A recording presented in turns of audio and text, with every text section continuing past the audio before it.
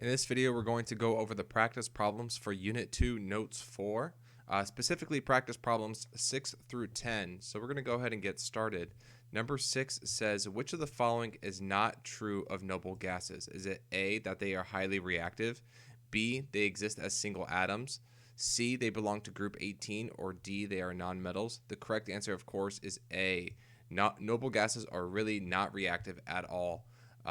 It's very hard to get some of them to react. I think some of the ones at the bottom at the periodic table in that group can be reacted with difficulty, but that's pretty much it. The noble gases are comfortable where they are and they do not react. Number 7 says nonmetals are sometimes called blank because they do not conduct heat or electricity well. The correct answer for that is going to be insulators. I'm going to go ahead and type that in. Insulators. Okay? Number 8.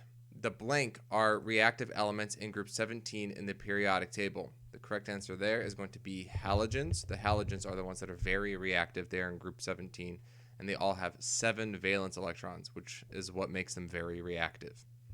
Number 9 is a matching section. So in the space provided, write the letter of the term or phrase that best matches each description. Letter A says elements that have properties of both metals and nonmetals. You might know this as the metalloids, but metalloids are not an option here. So we have to go with the next best option that kind of summarizes what those are. So that's going to be number 4, semiconductors. B says reactive elements of group 17 that are poor conductors.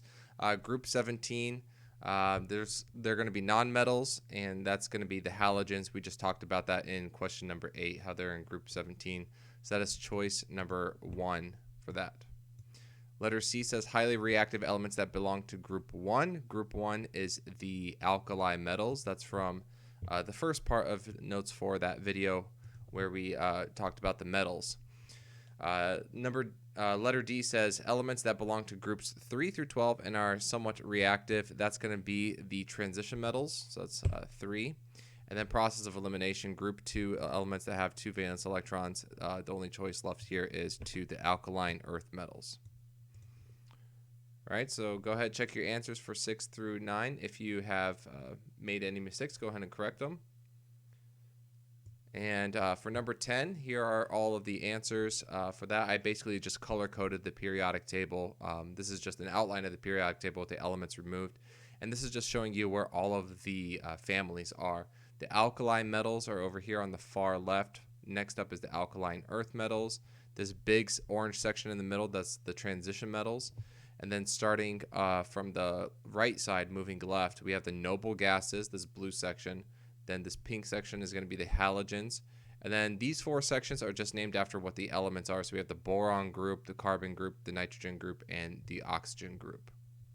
So there you have it. Those are the practice problems for Unit 2, Notes 4.